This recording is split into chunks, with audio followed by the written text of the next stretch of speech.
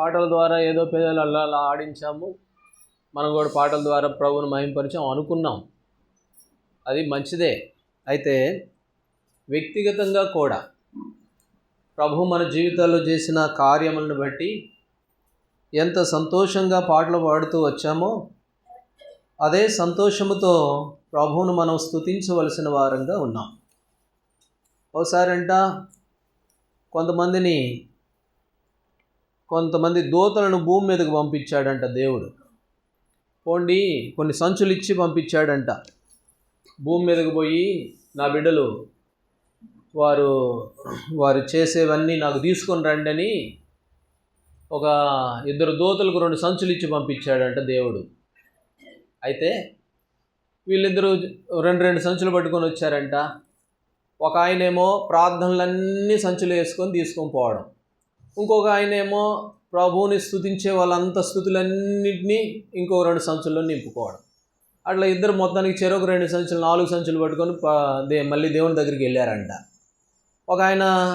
ఒక దూత తీసుకెళ్ళిన 2 సంచులు చూస్తే ఆ 2 సంచులు నిండిపోయినాయి అంట.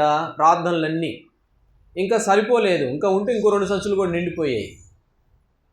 సరేనన్నాడు. ఆ తర్వాత ప్రభువును ఆరాధించే వాళ్ళ సంచులు కూడా తీస్తే ఆ సంచులు అడుగునే ఉన్నాయంట ఆరాధించే వాళ్ళ ఆరాధనలు. అంటే చాలాసార్లు మనం ఏం చేస్తాం, ప్రార్థనలు చేస్తాం, ప్రభా నాకు అది ఇవ్వు, నాకు ఇది ఇవ్వు, నాకు అది పోయింది ఇది పోయింది అదే అడుగుతాం. ప్రభువును ఆరాధించే తక్కువ. కాబట్టి ప్రభువును ఆరాధించడం ప్రాముఖ్యం. ప్రభువు మన నుంచి కోరుకునేది అదే. అందుకొరకు మనం ప్రభువును ఆరాధించాలి. ఆరాధన అంటే చప్పట్లు కొట్టి ఎర్రగా కందిపోయేటట్టు కాదు.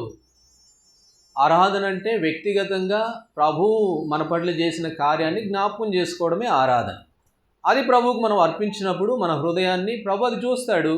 విరిగి నలిగిన హృదయాన్ని ఆయన ఏం చేయడు, అలక్ష్యం చేయడు, నిర్లక్ష్యం చేయడు, ప్రభు అంగీకరిస్తాడు. సరే, ఈ భాగంలో మన ఆరాధనల కొరకై నెహెమ్యా గ్రంథం 10వ అధ్యాయం చదువుకుంటాం. నెహెమ్యా గ్రంథము 10వ అధ్యాయము 1వ వచనాన్ని మనం అందరం కలిసి ప్రార్థనాపూర్వకంగా చదువుకునే వారంగా ఉంటాం. నెహెమ్యా గ్రంథము 10వ అధ్యాయము 1వ వచనం అందరము కలిసి. మేము ఒప్పుకొని చెప్పిన దానిని బట్టి ఒక స్థిరమైన నిబంధన చేసుకుని రాయించుకొనగా మా ప్రధానులను లేవీలను యాజకులను దానికి ముద్రలు వేసిరి. దానికి ముద్రలు వేసిన వారెవరనగా అధికారియగు అహల్యా కుమారుడైన నెహెమ్యా, సిద్కియా. చాలు. దేవుడి వాక్యమును మన కొరకు దీవించునుగాక. ఇక్కడ కొంతమంది లేవీలు యాజకులు ఏమేశారంట, ముద్రలు వేసిరి అనే మాట చూస్తాం. ఆ లేవీలు యాజకులు ముద్రలు వేశారు. ముద్రలు వేయడము లేక రాయించుకొని స్థిరమైన నిబంధన చేశారు. స్థిరమైన నిబంధన, ముద్ర. ఆ నిబంధనకు వాళ్ళు ఏం చేశారంటే ముద్ర. కాబట్టి ముద్రలు వేసిరి అనే మాటను మనం చూస్తాము. అయితే ఒక షాపుకు మనం వెళితే ముద్ర లేనిది కొనం కదా. ముద్ర లేనిది ఏ వస్తువు కూడా కొనం. ఏమిటి ముద్ర అంటే ఒకవేళ స్టీల్ సామాన్లు అనుకోండి, మాకు ప్రెస్టేజే కావాలి ఆ కంపెనీ, అది ఉంటేనే కొంటాం. అదొక ముద్ర. అది లేకపోతే సరిగా ఉండదు, మంచిది కాదని అర్థం. అట్లయితే మరి మీరెవరు బాధపడద్దు. మళ్ళీ మనం షాపుకి వెళ్తాం, మనం ఏమంటాం, నాకు కాటన్ది కావాలంటాం. ఏం కాటను? ఆ కాటన్ ఈ కాటన్ మాకు వద్దండి, మేనా కాటనే కావాలంటాం కదా. అదొక ముద్ర. ఇంకొంతమంది సిస్టర్స్ ఉంటారు, చక్ర వేసిన ఆ జాకెట్లే కావాలి, ఇంకోటి వద్దు మాకు. కాబట్టి ముద్ర అనేది ప్రాముఖ్యమైనది. ఆ ముద్ర అనేది వేయడం ద్వారా అది స్థిరంగా ఉంటుంది అని. అయితే ఈ భాగంలో యాజకులు లేవీలు ఏం వేశారట, ముద్రలు వేసిరి అనే మాటను మనం చూస్తాం. ముద్ర వేశారు. అయితే ఇక్కడ ఎవరెవరు ముద్రలు వేశారు అని అంటే లేవీలు, యాజకులు. ఈ యాజకులు దానికి ముద్రలు వేసినట్లుగా ఈ భాగంలో మనం చూస్తాం. నిర్గమాకాండం 19వ అధ్యాయంలో కొంచెం ముందుకు రండి. మీ ముందు స్థలాలు ఉంటే ముందు ఆ స్థలాలను పూర్తి చేసేయండి. మీ ముందు ఒకవేళ ఖాళీగా స్థలం కనపడితే ముందుకు వచ్చేసేయండి. నిర్గమాకాండం 19వ అధ్యాయం 6వ వచనం. నిర్గమాకాండము 19:6. సమస్త భూమి నాదే కదా, మీరు నాకు యాజక రూపమైన రాజ్యముగాను జనముగాను ఉందిరని చెప్పించారు. కాబట్టి మీరు భూమంతా నాదే, మీరెవరు నాకు? యాజక రూపమైన రాజ్యము. మీరు యాజకులు, మీరు నాకు యాజకులు. దేవుడు చెప్పాడు సంఖ్యాకాండం 18:7 ఈ యాజకత్వము దేవుడు మనకి ఉచితముగా ఇచ్చాడు. దయచేతనే మీకు నేను యాజకత్వం ఇచ్చాను అని సంఖ్యాకాండం 18 ఉంది. ఆ తర్వాత యెషయా గ్రంథం 61 అధ్యాయంలో కూడా మనం చూస్తే రండి. యెషయా గ్రంథం 61 అధ్యాయము 6వ వచనం. 61:6 61 అధ్యాయం 6వ వచనం. మీరు యెహోవాకు యాజకులనబడుదురు. దేవుని పరిచారకులను మనుషులు మిమ్మల్ని గూర్చి, కాబట్టి మీరు నాకేమవుతారు? యాజకులవుతారు. కాబట్టి మనమంతా ఎవరి మీద అంటే నిర్గమాకాండం 19లో రాయబడిన ప్రకారం ఆయనకు ఒక రాజ్యముగాను యాజకులుగాను దేవుడు మనల్ని చేశాడు. యెషయా గ్రంథంలో అన్నాడు మీరు నాకు యాజకులనబడుదురు అని అన్నాడు. కాబట్టి మనమంతా ఎవరమట? యాజకులము. ఇదే యెషయా గ్రంథం 66:21 కూడా రాయబడింది. మరియు యాజకులను లేవీలుగా ఉండుటకై నేను వారిలో కొందరిని ఏర్పాటు చేసుకున్నాను. 1 కొరింథీ 2:9 చీకటిలో నుండి ఆశ్చర్యకరమైన వెలుగులోనికి మనల్ని పిలిచి మనం ఆయనకు ఒక రాజ్యము యాజకులుగా దేవుడు మనల్ని చేసుకున్నాం. రెఫరెన్స్లు గుర్తు చేస్తున్నాను, యాజకులు అనే మాటని జ్ఞాపకం చేస్తూ ఉన్నాను. కాబట్టి మనమంతా ఎవరమి అని అంటే ఎవరమట? యాజకులము. రండి యెహెజ్కేలు గ్రంథం 44వ అధ్యాయం. యెహెజ్కేలు గ్రంథం 44వ అధ్యాయము ఆ మాట చదువుతాం. 16వ వచనం 44:16. వారే నా పరిశుద్ధ స్థలంలో ప్రవేశింతురు, పరిచర్య చేయుటకై వారే నా బల్ల యొద్దకు వత్తురు, వారిని నేను అప్పగించే దాన్ని కాపాడుదురు. ఇది ప్రభువు యెహోవా. వారే నా మందిరంలోనికి వస్తారు, వారే నా మందిరములో ఏం చేస్తారు? పరిచర్య చేస్తారు, ఆరాధిస్తారు అనే మాటని ఈ భాగంలో మనం చూస్తాం. కాబట్టి ఈ మొదటి తలంపులో మనం ఒక మాట జ్ఞాపకం చేసుకుంటాము. ఏమిటి అని అంటే మనమంతా ఎవరమట? రాజులము అనే మాట మనం జ్ఞాపకం చేసుకుంటాం. మనం లేచి నిలబడి ఒక పాట పాడతాం. రండి అందరం లేచి నిలబడి ఓ పాట పాడతాం. ఇప్పుడు ఇందాక చివరిగా మనం పాడుకున్న పాట పాడేదే దేవా నీ కృపలో అనే పాట 228 పాట సంఖ్య. 228లో 5వ చరణం, పల్లవి 5వ చరణం. లేచి నిలబడిన తర్వాత ముందుకు రండి. పర్లేదు, ఆ దుప్పటి మీద కూడా రావచ్చు. అలా ముందుకు రండి. బ్రదర్స్ ఇద్దరిద్దరు ఉండండి, సిస్టర్స్ ముగ్గురుగా ఉండండి. ముందుకు రండి. యవనస్తుల పిల్లలు ఉంటే ఈ బాక్స్ దగ్గరకు కూడా కూర్చోవచ్చు. రండి పాటలు పాడే బ్రదర్స్. ఈ పాట 228 పల్లవి 5వ చరణం. పాడేద దేవా నీ కృపలన్ నూతన గీతములన్ స్తోత్రము చెల్లింతున్, స్తుతి స్తోత్రము చెల్లింతున్. ముద్రించితివి శుద్ధాత్మతో నన్ను భద్రము చేసితివి, ముద్రించితివి శుద్ధాత్మతో నన్ను భద్రము చేసితివి. నిత్య నివాసి సోతుగా చేసితివి, నీ సోతుగా చేసితివి. పాడెద దేవా నీ కృపలన్ నూతన గీతములన్ స్తోత్రము చెల్లింతున్, స్తుతి స్తోత్రము చెల్లింతున్. కూర్చోనండి. పాట పాడిచ్చినా కూడా ఏం కదిలినట్టు కనపడట్లేదే. జరగండి అమ్మా అంటే అటు ఇటు ఊగుతాం, కానీ పర్వాలేదు, అక్కడే పెట్టండి, అక్కడే పెట్టేసేయండి, ఆ గ్యాప్లోనే పెట్టి తీసేయండి. సరే, ఈ భాగంలో మనం చదువుకుంటూ వచ్చాము. ఈ పాట 2 సార్లు అదే వచనాన్ని ఎందుకు పాడాము అని అంటే అందులో ఒక మాట ఉంది, మీరు గమనించారా? మొదటిసారి పాడినాం, రెండోసారి కూడా పాడాం. ఏమనుంది? ముద్రించితివి, పరిశుద్ధాత్మలో నన్ను భద్రం చేసితివి అని. మనం చదువుకున్న భాగం కూడా అదే. నెహెమ్యా గ్రంథం 10వ అధ్యాయము 1వ వచనం. వారు ఆ యాజకులు ఏం చేస్తూ వచ్చారట, ముద్రలు వేశారు.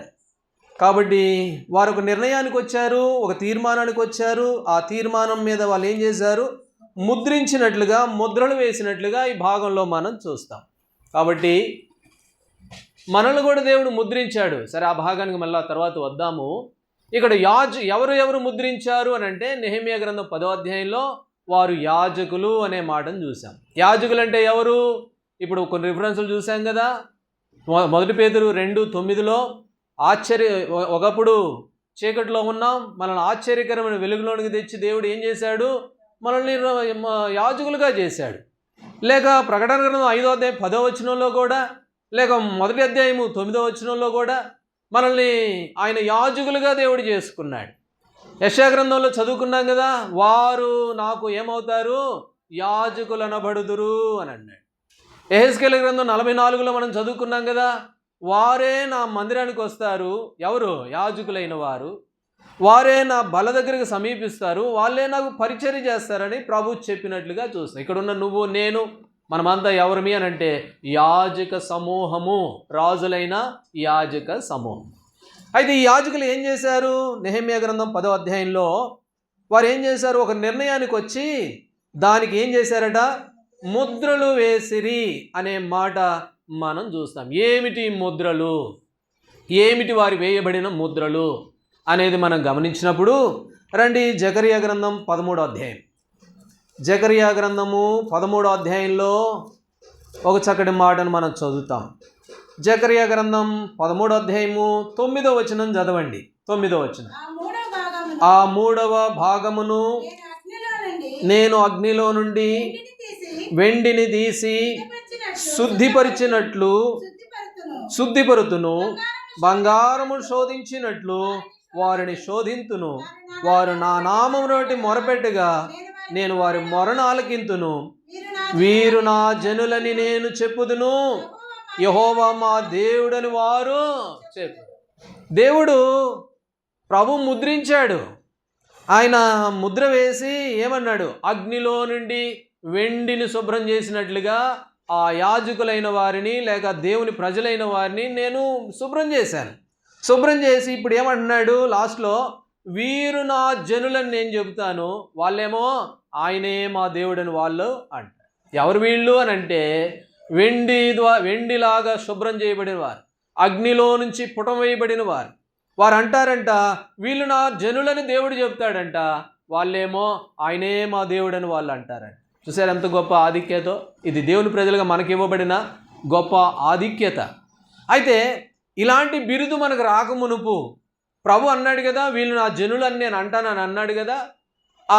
ఆ పదము లేక మనల్ని అలాగ చేసుకోక మునుపు మనం ఎలాంటి వారంగా ఉన్నాము అని అంటే, అప్పుడు కయ్యూను దగ్గరికి మనం వెళ్తే కయ్యూను ఒక మాట అన్నాడు 4వ అధ్యాయంలో. ఏమన్నాడు, ఓ నా దోష శిక్ష నేను భరింపలేనంత గొప్పది, అయితే నేడు నా దేవుడు ఈ ప్రదేశం నుంచి నన్ను వెళ్ళగొట్టి ఉన్నాడు అని అన్నప్పుడు అక్కడ కయ్యూను ఒక మాట అన్నాడు. లేక దేవుడు కయ్యూనుకు ఒక పని చేశాడు. ఏం చేశాడు రండి, ఆదికాండము 4వ అధ్యాయం. కయ్యూనుకి దేవుడు ఏం చేశాడు, 4వ అధ్యాయము 15వ వచనం చదవండి. అందుకు యెహోవా అతనితో, కాబట్టి ఎవడైనను కయ్యూనును చంపిన ఎడల వానికి ప్రతిదండన 7 అంతలు కలుగుననెను. మరియు ఎవడైనను కయ్యూనును కనుగొని అతని చంపనేర్కొనున్నట్లు యెహోవా అతనికి ఒక గురుతు వేసెను. ప్రభు అన్నాడు, వీళ్ళు నా జనులని నేను చెప్తాను అని అన్నాడు కదా. అలాగూ నా జనులు అని చెప్పక మునుపు మన స్థితి ఏమిటి అని అంటే, మనకు ఒక ముద్ర ఉంది. ఏమిటి ముద్ర? కయ్యూనుకు ఒక ముద్ర. ఏమిటి ఆ ముద్ర అంటే, ఎవరు కూడా అతను చంపకుండా ఒక గుర్తు వేశాడు. కాబట్టి ఆ గుర్తు ఏంటనేది మనకు తెలియదు. మనం దాని గురించి మనకు తెలియనప్పుడు దాని గురించి చెప్పకూడదులే. కానీ అయితే కయ్యూనుని గుర్తుపట్టేందుకు వరకు ఒక గుర్తు ఉంది, అది తన మీద ఉన్నటువంటి మచ్చ. కాబట్టి ముద్ర అనేది మనం చూసాం కదా, యాజకులు దానికి ముద్రలు వేశారు అని అంటే, ముద్ర అంటే ఒక స్టాంప్ అనుకోవచ్చు, లేక దానికి ఒక సింబల్ అన్నమాట. కాబట్టి ఇప్పుడు కయ్యూను మీదకు ఉన్న ఒక ముద్ర ఉంది. ఏమిటి ఆ ముద్ర అంటే, అదొక గుర్తు. ఎవరు కూడా చూడగానే ఓ ఇతను దేవుని ద్వారా శపించబడిన వాడు. కాబట్టి అతను ముట్టుకోకూడదు, దేవుడు చెప్పాడు అతను చంపితే 700 శిక్ష అంట. కాబట్టి చూసిన వెంటనే గుర్తుపట్టేస్తున్నారు ఇతను ఎవరు అని అంటే ఇతను ఒక దుర్మార్గుడు, దేవుని మాటకు వ్యతిరేకి, దేవునికి తిరగబడిన మనుషుడు గుర్తుపట్టేటట్లుగా దేవుడు ఒక గుర్తు వేశాడు. కాబట్టి మన జీవితాల్లో కూడా ఒకప్పుడు ఇలాంటి గుర్తుంది. వాళ్ళు ఏమన్నారు తెలుసా? లూకాసు వార్త 19వ అధ్యాయంలో జక్కయ్య దగ్గరికి యేసుప్రభు వారు, జక్కయ్య త్వరగా దిగు, నేను నీ ఇంట్లో ఉండాల్సి ఉంది అని అన్నప్పుడు జనులు ఏమన్నారు చెప్పండి? ఏమన్నారు జనులందరూ?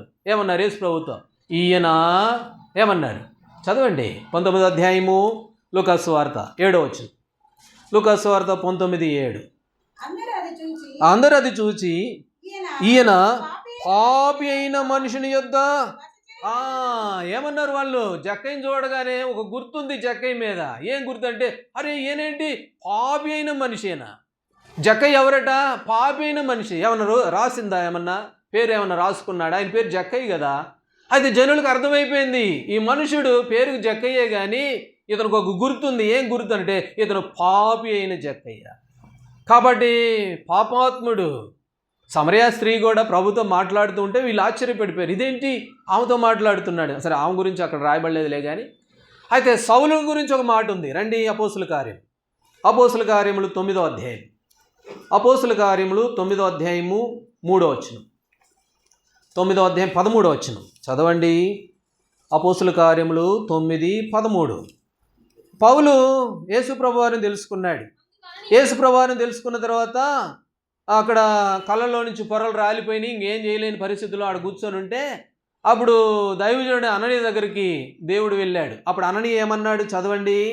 అందుకు అననీయ, ప్రభువా, ఈ మనుషుడు యెరూషలేములోని పరిశుద్ధులకు ఎంతో కీడు చేసి ఉన్నాడు. సార్, ఈ సౌలు అనేవాడు ఎట్లాంటి వాడు అంటే, ప్రభా నీకు తెలుసో తెలియదో? అననీయ చెబుతున్నాడు ప్రభుకి, ప్రభా నీకు తెలుసో తెలియదో కానీ మాకు తెలుసు ఈ సౌలు గురించి. ఈ సౌలు ఎంతో కీడు చేసే మనుషుడండి, మంచోడు కాదండి.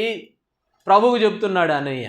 నాకు తెలుసులయ్యా, ఆయన నేను చాలామందికి సాక్షిగా నియమించానులే అని చెప్తాడు దేవుడు. కాబట్టి మరి జక్కయ్య అయితేనేమి లేక సౌలు అయితేనేమి వారి మీద ఏముందంటే ముద్ర ఉంది. వాళ్ళ మీదే కాదు, ఈనాడు కయ్యూని మీద ఎలాగో గుర్తుందో లోకంలో ఒకప్పుడు మన జీవితాల్లో మన మీద కూడా ఒక ముద్ర ఉంది. ఏమిటి ఆ ముద్ర?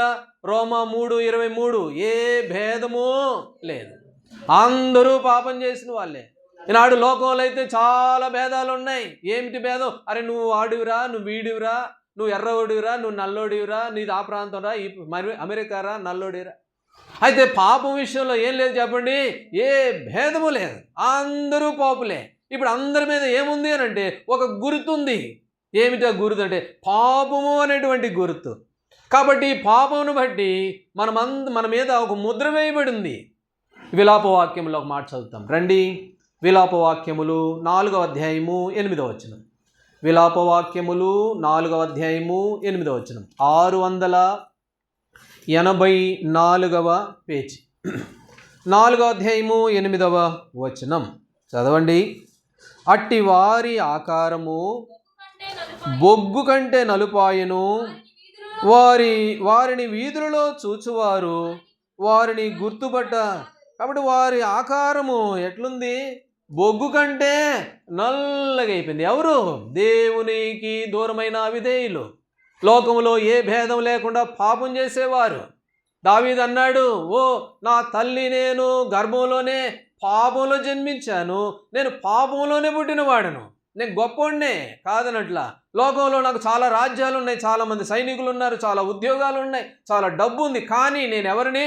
పాపంలో జన్మించిన వాడు. నేను గొప్పవాడినే కానీ పాపంలో నా జన్మ, నా జీవితం ఎట్లాంటిదంటే పాపము అని అన్నాడు. కాబట్టి లోకంలో మన మీద ఒక గుర్తుంది. ఏమిటి అంటే పాపము చేసినటువంటి వారు. భేదం లేదు, ఇందులో ఏం భేదం లేదు. చదువని లేదు, విద్యం లేదు, గొప్పవారమని చిన్నవారని లేదు, అందరూ పాపులేదు. అయితే ఎట్లాంటి వారం అయిపోయాట? వారు బొగ్గు కంటే మరీ నలిపైపోయిన వారు. కాబట్టి అంటే నల్లగున్న వాళ్ళందరూ పాపులు అనొద్దండి, అది మళ్ళీ పొరపాటు. మొన్న ఒక ఆయన అన్నాడు, షుగర్ ఉందా అట్టయితే నువ్వు దేవునికి వ్యతిరేకమే అని అన్నాడు. అది చాలా తప్పు అది. కాబట్టి బొగ్గు కంటే నలిపోయాను. కాబట్టి మనమంతా పాపులమైపోతూ వచ్చాం. ఇది మన మీద ఉన్నటువంటి గుర్తు, లేక ఇది మన మీద ఉన్నటువంటి ముద్ర. అయితే ప్రభు ఏం చేశాడు? ఇంకొక మాట కూడా ఉంది. ఇర్మియా గ్రంథం 13:23లో ఇర్మియా గ్రంథం 13:23, కూషు దేశస్థుడు తన చర్మాన్ని మార్చుకోగలడా? చిరుతపులి తన మచ్చలను మార్చుకోగలదా? అటైతే కీడు కలవాడబడిన మీరు మేలు చేయడం వల్ల పడుద్ది.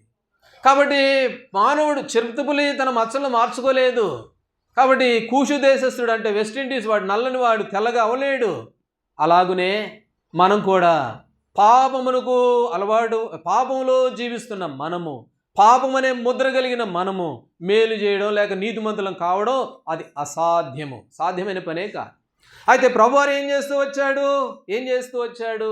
రండి ఒక మాట చదువుతాం. 1 కొరింథీయులకు రాసిన పత్రిక 6వ అధ్యాయం, 1 కొరింథీ 6 చదవండి ఆ మాట. 19వ వచనం, 6వ అధ్యాయం 19వ వచనం. మీ దేహము దేవుని వలన మీకు అనుగ్రహింపబడి మీలోనున్న పరిశుద్ధాత్మకు ఆలయమే ఉన్నదని మీరు ఎరుగరా? మీరు మీ సొత్తుగారు, విలువ పెట్టి కొనబడిన వారు గనుక మీరు మీ సొత్తుగారు. ఒకప్పుడు నీ మీద ఒక గుర్తుంది, పాపం అనే గుర్తు. ఒకప్పుడు నీ మీద ఒక ముద్ర ఉంది, పాపం అనే ముద్ర. అయితే ఇప్పుడు ఏమైపోయింది? ఇప్పుడు ఆ ముద్ర తొలగించబడ్డది. ఇప్పుడు నువ్వు సొత్తు కాదు, నీ సొత్తు కావు. నువ్వెవరివి? విలువ పెట్టి కొనబడినవా. దేంతో కొన్నాడు? మార్కు సువార్త 10వ అధ్యాయం, మార్కు సువార్త 10వ అధ్యాయము 45వ వచనం. మార్కు సువార్త 10వ అధ్యాయము 45వ వచనం. మనిషి కుమారుడు పరిచారము చేయించుకొనుటకు రాలేదు గాని పరిచారము చేయుటకును అనేకులకు ప్రతిగా విమోచన క్రయధనముగా తన ప్రాణాన్ని ఇవ్వడానికి వచ్చాడు. నీవు నా సొత్తు, నిన్ను విలువ పెట్టి నేను కొన్నాను అని ప్రభు అన్నాడు కదా. ఏ విలువ అనంటే క్రయధనముగా, తన ప్రాణాన్ని క్రయధనంగా ఇవ్వడానికి వచ్చాడు. ఎప్పుడైతే యేసు ప్రభువారు తన ప్రాణాన్ని క్రయధనంగా ఇచ్చాడో, ఇప్పుడు మన మీద ఉన్నటువంటి ఆ పాపపు గురుతు లేక కయ్యూని మీద ఉన్నటువంటి ఆ గురుతు, మన మీద ఉన్నటువంటి ఆ గురుతు ఇవంతా కూడా తొలగించబడి యేసు ప్రభువారు తన ప్రాణాన్ని క్రయధనంగా చెల్లించి కలువరి శిలువలో మనల్ని ఏం చేశాడు? రోమీయులకు రాసిన పత్రిక 4వ అధ్యాయం, రోమీయులకు రాసిన పత్రిక 4వ అధ్యాయము 25వ వచనం చదవండి. 25వ వచనం. ఆయన మన అపరాధముల నిమిత్తము అప్పగింపబడి మనము నీతిమంతులుగా తీర్చబడుటకై లేపబడిను. ఇప్పుడు మనం ఏమైపోయాము? నీతిమంతులంగా అయిపోయాం. ఇంతకుముందు బొగ్గు కంటే నల్లనోళ్ళం. బొగ్గు కంటే అంటే స్వభావము, కలర్ కాదు. మన స్థితి, మన పాపము జీవితం ఎట్లాంటిదనంటే ఎంతో పాపులము, మచ్చలు మార్చుకోలేదు. యోబు ఇంకో మాట కూడా అన్నాడు 11వ అధ్యాయంలో అనుకుంటాను. ఏమన్నాడు తెలుసా? అడవి గాడిద నరుడై పుట్టిన నాటికి కానీ మానవుడు వివేకి గాడంట. అడవి గాడిద మనిషి అయి పుట్టేది లేదు, మనుషుడు మంచోడయ్యేది లేదు. అది రెండు అసంభవం కదా. అలాగనే మానవుడు తనంతటి తాను ఏమాత్రం నీతిమంతు కాలేడు. అయితే యేసు ప్రభువారు మనల్ని ఏం చేశాడు? రోమా 4:25 ప్రకారం నీతిమంతులుగా తీర్చాడు. ఇప్పుడు మన మీద ఉన్న పేరేమిటి అని అంటే నీతిమంతులు లేక ప్రభు బిడ్డలు. అందుకనే యెహెజ్కేలు గ్రంథం 44లో మనం చదువుకున్నాం కదా, వారే నా బల దగ్గరకు వస్తారు, వారే నాకు పరిచర్య చేస్తారు. ఎవరు వాళ్ళు అని అంటే ఈ పాపపు గురుతు లేక ఈ మచ్చ తొలగించబడిన వారు అని. ఇప్పుడు మనమంతా ఎవరమి అని అంటే రాజులైన యాజక సమూహము. ప్రభుని ఆరాధించడానికి ఇది ఒక కారణం. ఎందుకు ప్రభుని ఆరాధించాలి అని అంటే ఇప్పుడు మనం చెప్పొచ్చు ఈ మాట, అవును ప్రభా, ఒకప్పుడు నా జీవితంలో పాపం అనే స్వభావం ఉంది. జక్కైనట్లాగా ఈ మనుషుడు పాపి అని అన్నారో అలాగే నా అంతటి నేను ఒకప్పుడు దుర్మార్గుడు, దుష్టుడును, పాపంలోనే జన్మించాను, పాపంలోనే జీవించాను. కాబట్టి ఇలాంటి స్వభావం కలిగిన నన్ను మీ ప్రాణమనే క్రయధనం ఇచ్చి, మీ ప్రాణం ఇచ్చి నన్ను వెలబెట్టి కొనుక్కున్నారు. ఇప్పుడు నేను మీ సొత్తు. నేను ఎవరిని? ఇప్పుడు నీతిమంతుడు. అందుకని మిమ్మల్ని ఆరాధిస్తున్నాను, స్తుతిస్తున్నాను ప్రభుని మనము ఆరాధించవలసిన వారంగా ఉన్నాం. ఇప్పుడు రెండో విషయానికి వెళ్దాం. ఎస్తేరు గ్రంథం 8వ అధ్యాయం. ఎస్తేరు గ్రంథం 8వ అధ్యాయము 8వ వచనం. చదవండి. ముద్రలు అనే దాని గురించి మనం చూస్తూ ఉన్నాం. అయితే ఇక్కడ ఎస్తేరు గ్రంథం 8వ అధ్యాయం 8వ వచనంలో రండి. అయితే రాజు పేరిట రాయబడి రాజు ఉంగరముతో ముద్రింపబడిన తాకీదును ఏ మానవుడును మార్చజాలడు. చాలండి. ఇక్కడ ఇక సరే మొత్తం చదవండి, ఆ మాట మొత్తం చదవండి. కాగా మీకు ఇష్టమైనట్లు మీరు రాజునైనను నా పేరిట యూదుల పక్షంన తాకీదు రాయించి రాజు ఉంగరముతో దానిని ముద్రించుడి. ఇక్కడ అన్నాడు రాజుగారి ఉంగరముతో చేయబడిన ముద్ర, ఒక స్టాంపు. ఈ ముద్రను ఏం చేయడంట, ఏ మానవుడును మార్చజాలడు. భూమి మీద ఉన్న ఏ మనుషుడు కూడా ఈ ముద్రను ఏ రద్దుపరచలేడు. కాబట్టి ఇది చాలా శక్తివంతమైన ముద్ర, రాజుగారు వేసిన ముద్ర. అందుకనే నేమో ఆ సామెత అంటారు. ఏమన్నా ఏంటి ఆ సామెత చెప్పండి? ఒక మాట అంటాం కదా మనం, రాజుగారు తలుచుకుంటే ఇక కొదివే లేదు, అది అన్నమాట. కాబట్టి రాజుగారి ఉంగరం, ఈ ముద్ర, దీన్ని మార్చడం ఏ మానవుడి వల్ల కూడా కాదు. కాబట్టి ఈ ముద్ర అనేది మరి ఎవరు కూడా తీసివేయలేరు. అలాంటి ముద్ర యోబు గ్రంథంలో 14వ అధ్యాయం, యోబు గ్రంథం 14వ అధ్యాయము 17వ వచనం, 14:17 చదవండి. నా అతిక్రమములు సంచిలో ముద్రింపబడి ఉన్నది, నేను చేసిన దోషమును భద్రముగా ఉంచి. నా అతిక్రమములు, నా దోషములు ఏం చేయబడ్డాయి? ముద్రించబడి ఉన్నాయి. మనం చేసిన అతిక్రమములు, మనం చేసిన పనులు ఇవన్నీ కూడా ఏం చేయబడ్డాయి? ముద్రించబడ్డాయి. కాబట్టి ముద్ర ఉంది మన మీద. ఎజ్రా గ్రంథంలో వాళ్ళు ఒక మాట అన్నారు. రండి, ఎజ్రా గ్రంథము 9వ అధ్యాయం, ఎజ్రా గ్రంథం 9వ అధ్యాయము 7వ వచనం చదవండి. ఎజ్రా గ్రంథం 9:7. మా పితరుల దినములు మొదలుకొని నేటి వరకు మిక్కిలి అపరాధములను మా దోషములు బట్టి మా రాజులను మా అన్య దేశస్తుల రాజుల వశమున ఖడ్గమునకు చెరకునకు దోపునకు నేటి దినమును అప్పగింపబడిన చేత. ఇప్పుడు చదవండి. మిగుల సిగ్గు నొందిన వారమైతిమి, మా దోషములను బట్టి, మా పాపములు బట్టి, మా అపరాధములను బట్టి మేమేమైపోయాము? మిగుల సిగ్గు నొందిన వారము. కాబట్టి మన మీద ఉన్నటువంటి ఆ ముద్ర ఎలాంటిదనంటే మిగుల సిగ్గు నొందిన వారం, మిగుల మరి నింద నొందిన వారం. అందుకే పౌలు అపోస్తలుడు ఆ మాట అన్నాడు రోమీలకు రాసిన పత్రికలో. రండి, రోమీలకు రాసిన పత్రిక 6వ అధ్యాయం 21వ వచనం, 6:21. రోమా అప్పటి క్రియల వలన మీకేం ఫలం కలిగిను వాటిని గురించి ఇప్పుడు సిగ్గుపడుచున్నారు కారా. అప్పటి క్రియల వల్ల మీకు వచ్చిన లాభం ఏంటి? ఒకప్పుడు చేశాం కదా, కీర్తన గ్రంథం 35లో నా మూర్ఖత వలన కలిగిన గాయములు, మూర్ఖంగా చేసిన పనులు ఉన్నాయి కదా. ప్రభువుని ఎరగక మునుపు, ప్రభువుని మన హృదయంలో చేర్చుకోక మునుపు మన జీవితంలో మూర్ఖంగా చేసిన పనులు ఉన్నాయి కదా. వాటి వల్ల ఏం కలుగుతుందంటే ఇప్పుడు సిగ్గు కలుగుతూ ఉంది. కాబట్టి అప్పటి క్రియల వల్ల మీకు ఏం కలుగుతుందన్నాడు? సిగ్గు కలుగుతూ ఉన్నది, సిగ్గు కలుగుతూ ఉన్నది. ఇది ఏం చూపిస్తుందంటే నిందను చూపిస్తాం. మన మీద ఉన్నటువంటి ఈ ముద్ర ఏమిటనంటే నింద లేక అవమానము. ఇంకో మాట కూడా చదవండి, ఇర్మియా గ్రంథము 2వ అధ్యాయం, ఇర్మియా గ్రంథం 2వ అధ్యాయం, 2వ అధ్యాయము 20వ వచనం, 2:20. ఆ మాట చదువుతాం రండి. క్షమించండి, ఇర్మియా గ్రంథము దొరికిన దొంగ సిగ్గుపడునట్లు అనే మాట ఉంటుంది. 20వ అధ్యాయం అనుకుంటాను. సరే, ఆ భాగంలో ఉంది. ఎక్కడుంది? సరే, ఇర్మియా గ్రంథంలోనే ఆ మాట ఉంది అమ్మా. 2:26. ఇర్మియా గ్రంథం 2:26 చదవండి. 2వ అధ్యాయం 26వ వచనం. దొరికిన దొంగ సిగ్గుపడినట్లు ఇశ్రాయేలు కుటుంబం వారు. కాబట్టి దొంగ దొరికితే ఎట్లా సిగ్గుపడతాడో అట్లా సిగ్గుపడుతున్నాం మనం. ఎందుకంటే ప్రభువుని ఎరగక మునుపు మూర్ఖంగా చేసిన పనులు లేక దేవుణ్ణి పక్కన పెట్టి మూర్ఖంగా ప్రభువుకు వ్యతిరేకంగా చేసిన కార్యములు ఇవన్నీ మన మీద ఎలాంటివిగా ఉన్నాయంటే నిందను తెచ్చినవి. ఇది ముద్ర, మన మీద ఉన్న ముద్ర. కాబట్టి నింద నొందిన వారము, సిగ్గుపడవలసిన వారము.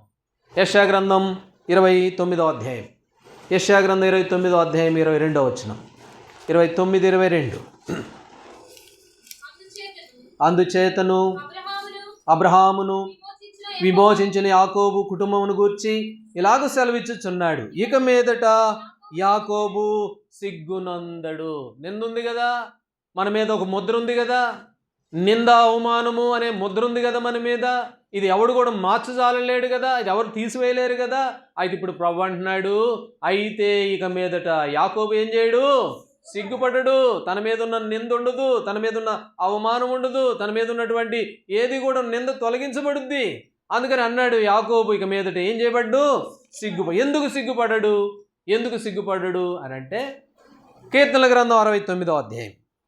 ఎందుకు యాకోబు సిగ్గునొందడు అని అంటే 69వ అధ్యాయము చదవండి ఆ మాట.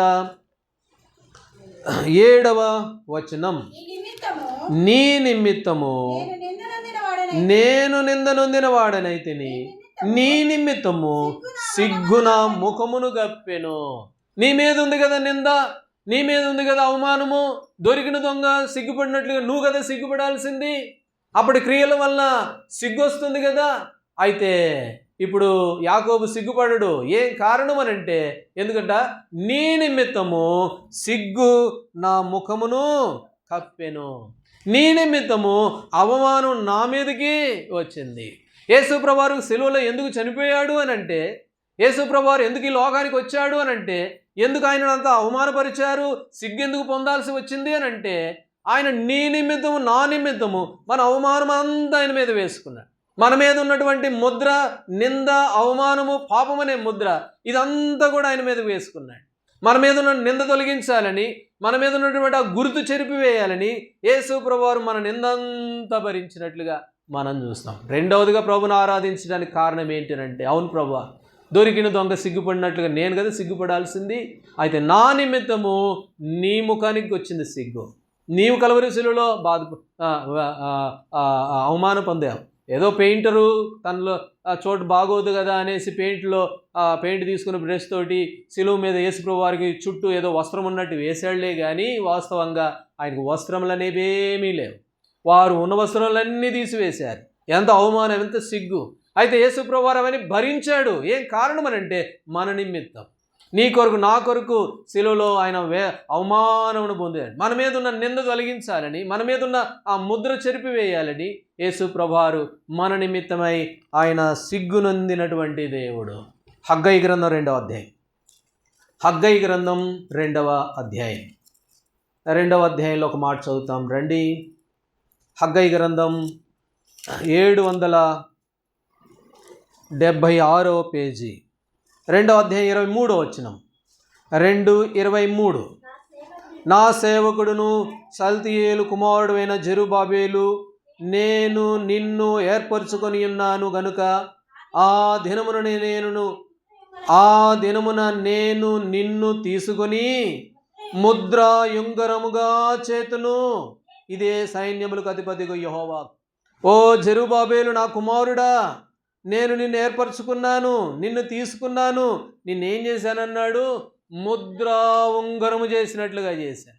నీ మీదున్న పాపం అనే గుర్తు తీసివేశాను, నీ మీదున్న నిందనే ఆ గుర్తు తొలగించి వేశాను, నిన్ను ఒక ముద్రగా చేస్తూ వచ్చాను.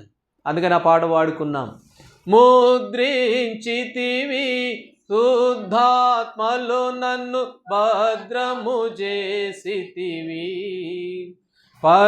ప్రియ పట్టణ పౌరుల సేవింపను వరములను సగితివి, కృపవరములను సగితివి.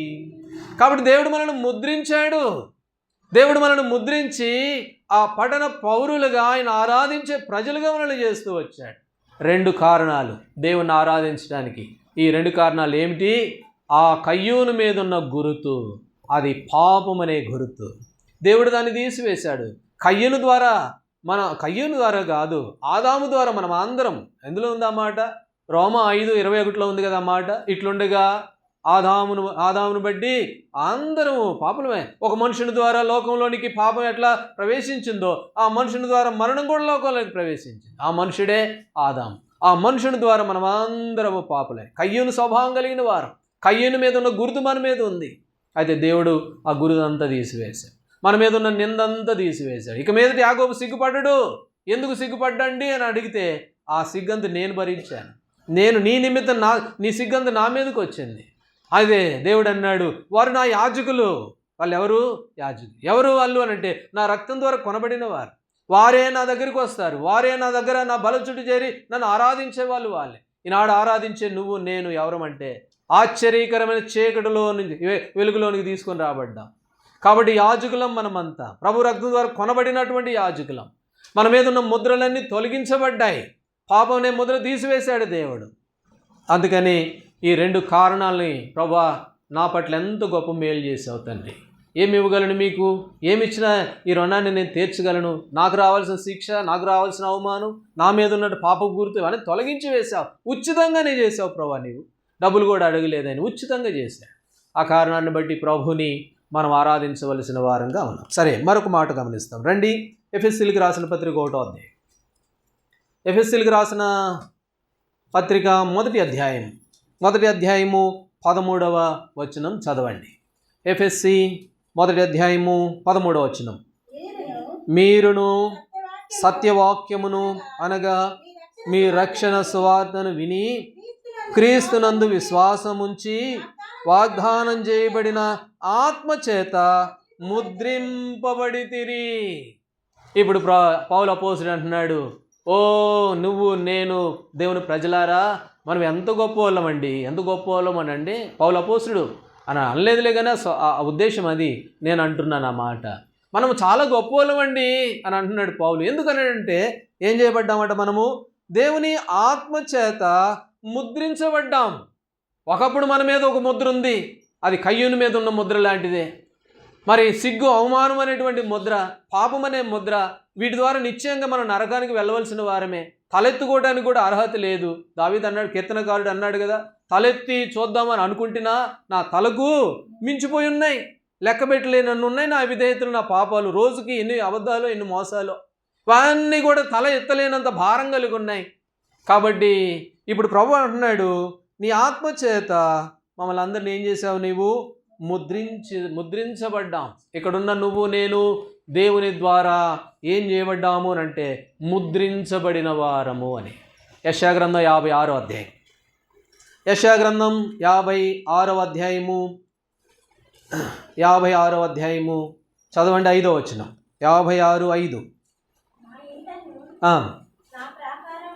నా ఇంటను నా ప్రాకారంలోను ఒక భాగమును వారికి ఇచ్చేదను, కొడుకులు కూతుళ్ళు అని అనిపించుట కంటే శ్రేష్టమైన పేరు వారికి పెట్టుచున్నాను, కొట్టివేయబడిన నిత్యమైన పేరు వారికి. కొడుకులు కూతుళ్ళు అనిపించుకునే దానికంటే ఇంకా శ్రేష్టమైన పేరు దేవుడు పెట్టాడు. అది కొట్టివేయబడిన పేరు, నిత్యము ఉన్నటువంటి పేరు, అది చాలా శ్రేష్టమైన పేరు. ఆయన ఇంటిలో ఒక భాగం మనకిచ్చాడు. ఆయన ఇంటిలో ఒక భాగం ఇచ్చాడు. ప్రభు అన్నాడు కదా, ఆయన జీవించున్నప్పుడు యోహాను సువార్త 14వ అధ్యాయంలో ఏమన్నాడు, నేను తండ్రి దగ్గరికి వెళ్తున్నాను, నా తండ్రి ఇంట అనేక నివాసములు కలవు, నేను వెళ్ళి మీ కొరకు ఏం చేస్తాను, ఓ స్థలం సిద్ధపరిచి. కాబట్టి ఆయన ఇంటిలో, ఆయన ప్రాకారంలో మనకు స్థలాన్ని సిద్ధపరిచాడు, శ్రేష్టమైన పేరు పెట్టాడు. ఏం పేరు అని అంటే, కొడుకు కూతురు అనిపించుకోవడం కంటే ఇంకా గొప్ప పేరు దేవుడు మనకి ఇచ్చాడు. ఈ పేరుని బట్టి దేవుడు మనల్ని తన ఆత్మచేత ఏం చేశాడంట, ముద్రించాడు మనకి. ఇంకో మాట కూడా చదవండి. సరే, 107వ కీర్తన 20వ వచనం. దేవుడు తన వాక్కును పంపి వారిని తన వాక్కును పంపి దూతలు వచ్చారు. లూకాసు వార్త 2వ అధ్యాయంలో దూతలు వచ్చి గొర్రెల కాపరులతో ఏమన్నారు, దానికి ఇదే మీకు ఆనవాలు, ఇదే మీకు ఆనవాలు. ఏంటిది? ఆయన అక్కడ ఉన్నాడు, పోయి చూడుకోండి. తన వాక్కును పంపి, దేవుడు తన వాక్కును పంపి మనల్ని బాగు చేసేందుకు తన వాక్కును పంపాడు. దానికి ఆనవాలు ఏమిటి అంటే, ఆయన జన్మించాడు, ఆయన ఈ లోకంలో జన్మించాడు. ఎందుకు జన్మించాడంటే మనల్ని ముద్రించాలని, ముద్ర వేయబడాలని. రండి ఇంకొక మాట, 2వ కొరింథీయులకు రాసిన పత్రిక, కొరింథీయులకు రాసిన 2వ పత్రిక 1వ అధ్యాయము 22వ వచనం. 1వ అధ్యాయము, ఎందుకంటే సమయం సరిపోదని నేనే కొంచెం గబగబా చెప్తున్నాను, కొంత అర్థం చేసుకోండి.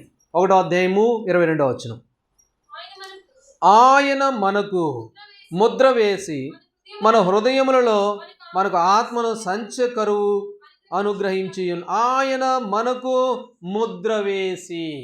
కాబట్టి దేవుడు మనల్ని ముద్రించాడు, తన ఆత్మచేత ముద్రించాడు. దేవుడు మన మీద ఉన్న నిందంతని తొలగించాడు, మన మీద ఉన్న ముద్రంతా తీసివేశాడు. వాస్తవంగా ఏ మనుషుడు కూడా దాన్ని మార్చలేడండి. షరతుపులు మార్చుకోలేదు, ఆ కూషు దేశస్థుడు తన చర్మాన్ని మార్చుకోలేడు, మనం కూడా మార్చుకోలేం మన పాప స్వభావాన్ని. కానీ ప్రభువు మార్చాడు, ఆయన తీసివేశాడు, మన మీద ఉన్న గుర్తు తొలగించి వేశాడు. రోమ 4:25 ప్రకారం మనం నీతిమంతులుగా దేవుడు చేశాడు. ఒకప్పుడు మనం పాపులం, దుర్మార్గులం, కానీ ఇప్పుడు నీతిమంతులం అయిపోయాం. మార్చివేశాడు దేవుడు, మన మీద ఉన్న గుర్తు తొలగించి వేశాడు. ఇప్పుడు అన్నాడు వారిని దేవుడు తన ఆత్మచేత మనల్ని ఏం చేశాడు? ముద్రించినట్లుగా చూస్తాం. దేవుడు ముద్రించాడు. అయితే దేవుడు ముద్రించాడు కదా, మనల్ని యాజకులుగా చేసుకున్నాడు కదా, ప్రభువు మీద కూడా కొన్ని ముద్రలు ఉన్నాయి. గలతీయులకు రాసిన పత్రికలో పౌలు అపోస్తలుడు ఆ మాట అన్నాడు. రండి, గలతీయులకు రాసిన పత్రిక 6వ అధ్యాయము 17వ వచనం. 6:17. నేను యేసు యొక్క ముద్రలు నా శరీరమందు ధరించి ఉన్నాను. చాలు. ఇక్కడ అన్నాడు పౌలు అపోస్తలుడు, నేను యేసు యొక్క ముద్రలు నా శరీరమందు ధరించి. యేసు ప్రభువారి యొక్క ముద్రలు నా మీద ఉన్నాయి. అంటే యేసు ప్రభువారికి ముద్రలు ఉన్నాయా అని అంటే ఉన్నాయి. ఏంటి ఆ ముద్రలు? యేసు ప్రభువారి మీద ఉన్న ముద్రలు ఏంటి? పౌలు అపోస్తలుడు అన్నాడు, నేను ఎవరినేనంటే యేసు ప్రభువారి ముద్రలు ధరించిన వాడును. ఇంకా ఎంతసేపు అండి నన్ను బాధ పెట్టేది, ఇంకెంతసేపు కొడతారండి? ఆ ఉద్దేశం అది. పౌలుని చాలాసార్లు వేధించారు, బాధించారు, చంపాలని చూశారు, పట్టుకొని రాళ్ళు తీసుకొని కొట్టి సచ్చాడులు అనేసి బయటకు పడేశారు. కాబట్టి అవన్నీ ముద్రలే, యేసు ప్రభువారి యొక్క ముద్రల మీద ఉన్నాయి. కాబట్టి ప్రభువుకు కూడా కొన్ని ముద్రలు ఉన్నాయి. ఏమిటి ఆయన ముద్రలు? ఆయనకున్న ముద్రలు ఏమిటి అని అంటే, రండి, యోహాను సువార్త 20వ అధ్యాయము. ప్రభువుకున్న ముద్రలు ఏమిటి? 20వ అధ్యాయము 25వ వచనం చదవండి. గనుక తగిన శిష్యులు మేము ప్రభువును చూచితమని అతనితో చెప్పగా, అతడు, నేను ఆయన చేతుల్లో మేకుల గురుతును చూచి నా వ్రేలు ఆ మేకులు గురుతులో పెట్టి నా చేయి ఆయన ప్రక్కలో ఉంచితేనే కానీ నేను నమ్మనని. ఇప్పుడు తోమానయ్యా, లేదేమే ప్రభువుని చూసామయ్యా అని తోమత అంటే, తోమ అంటున్నాడు, లేదు ఆయన గుర్తులు నాకు కావాలా. ఆయన కొన్ని గుర్తులు ఉన్నాయి, యేసు ప్రభువారి శరీరం మీద కొన్ని గుర్తులు ఉన్నాయి. ఏమిటి ఆ గుర్తులు అంటే, ఆయన చేతుల్లో మేకులు కొట్టిన గుర్తులు ఉన్నాయి, ఆయన ప్రక్కలో బల్లెంతో పొడిచిన గుర్తులు ఉన్నాయి. అవి నేను చూడాలా. కాబట్టి ప్రభువారికి ఉన్న గుర్తులు ఏమిటి అని అంటే, మేకుల గుర్తులు. ఒకడు సుత్తి తీసుకొని మేకు తీసుకొని కొట్టిన గుర్తులు, వీపు మీద ఆ కొరడాతో కొట్టినప్పుడు దున్నబడిన గుర్తులు. యెషయా గ్రంథంలో యెషయా భక్తుడు ఇంకా చక్కగా అన్నాడు ప్రభువుని గురించి. రండి ఆ మాట చదువుతాం. యెషయా గ్రంథం 52వ అధ్యాయము. యెషయా గ్రంథం 52వ అధ్యాయంలో తీయండి మీ బైబిల్లో. 52వ అధ్యాయము 14వ వచనం. యెషయా గ్రంథం 52:14. నిన్ను చూచి ఏ మనుషుని రూపము కంటే అతని ముఖమును, నరరూపము కంటే అతని రూపమును చాలా వికారమంది, చాలామంది అలాగూ విస్మయమొందిరో. చాలా. ఇక్కడ అంటున్నాడు భక్తుడు, ప్రభువా నిన్ను చూసి ఏ మనుషుని ముఖము కంటే, మనుషుల నరరూపము కంటే నీ రూపం ఎట్లాంటిది? చాలా వికారమైపోయింది. నీ రూపం ఎట్లాంటి రూపము అని అంటే, చాలా వికారమైపోయిన రూపం. పరమగీతాల్లో ఆమె అన్నది, నా ప్రియుని గురించి నేను ఒక పాట పాడుతాను లేక వర్ణిస్తానని. ఆయన కళ్ళు గువ్వల వలె ఉన్నాయంట, ఆయన తల వెంట్రుకలు మేలిమి బంగారము. వర్ణన చాలా ఉంది పరమగీతాల్లో. అట్లాంటి ప్రభువు ఇప్పుడు ఏమైపోయాడంటే, ఎవడన్నా నిన్ను చూస్తే చూడలేని విధంగా, ఏ మనుషునికి లేనంత వికారమైపోయింది నీ ముఖం. కాబట్టి తోమ అదే అన్నాడు, నేను ఆయన చేతిలో గుర్తులున్నాయి మనుషుల కొరకై, ఇదిగో లోకపాపమును మోసుకొని పోవు దేని గొర్రెపిల్ల, లోకపాపములన్నీ మోసుకొని పోయాడు, కలవరశీలు అందరి కొరకు చనిపోయాడు. నాకు తెలుసా సంగతి, మనందరి కొరకు ఆయన చనిపోయాడు. అయితే ఆయన శరీరంలో ఒక గుర్తులున్నాయి. మేకులు గుర్తులున్నాయి, పక్కలో బల్లెపు పోటు ఆ గుర్తుంది. కాబట్టి ఆ గుర్తు నేను చూడాలి. ఆయన ముఖం ఎలా అయిపోయిందంట, ఎవరు చూడలేని చాలా వికారమైపోయింది ఆయన ముఖం. నిజమే, వారు గడ్డం పట్టుకొని లాగినప్పుడు చంపంతా ఊడిపోయిందే ఏమో, కొడితే ఆయన శరీరం అంతా గాయపడిపోయి అసలు కనిపెట్టడానికి కూడా వీలు లేకుండా అయిపోయిందే ఏమో. ఇవి ప్రభువు మీద ఉన్న గుర్తులు. ఎట్లొచ్చినాయండి ఈ గుర్తులు అని అంటే, ఇదిగో నీ నిమిత్తం. ప్రభు అన్నాడు, ఓ తోమా, ఇదిగో నా వేలు పెట్టి చూడు, ఇగో గుర్తులు ఇగో ఉన్నాయి చూడు అని. కాబట్టి పౌలు అపోస్తలుడు గలతీయులకు రాసిన పత్రికలో యేసు ప్రభువారి గుర్తులు, యేసు ప్రభువారి ముద్రలు నా శరీరం మీద ప్రభు గారికి ఉన్న ముద్రలు. అందుకనే భక్తుడు పాట రాశాడు. ఏం పాట అది? ఏం పాట అంటే, పాలుగారు దేహంబు పైన పాపాత్ముల కొరడాలు ఎన్నో నాట్యమాడినాయి నడివీధిలో నడిపాయి. ఆ సీఎల్ గీతాల్లో కాదు కానీ, అంటే పాలుగారే దేహం అయింది. ఏమైపోయింది? నలగొట్టబడ్డది, గాయపరచబడ్డది, ఎంతో వికారమైపోయింది, ముద్రలన్నీ పడ్డాయి. ఎట్లొచ్చినాయి ముద్రలు అంటే, మనందరి కొరకు ఆయన మీదకి వచ్చిన ముద్రలు. కాబట్టి ఎఫెసీ 1:13 ఆత్మచేత ఇప్పుడు ఏం చేయబడ్డాం? మనము ముద్రించబడ్డాము అని. కాబట్టి ఇది ఎంత గొప్ప ఆధిక్యత! లోకంలో ఎవరికి లేని గొప్ప భాగ్యం ఇది. లోకంలో ఎవరు పొందుకోలేనిది ఇది.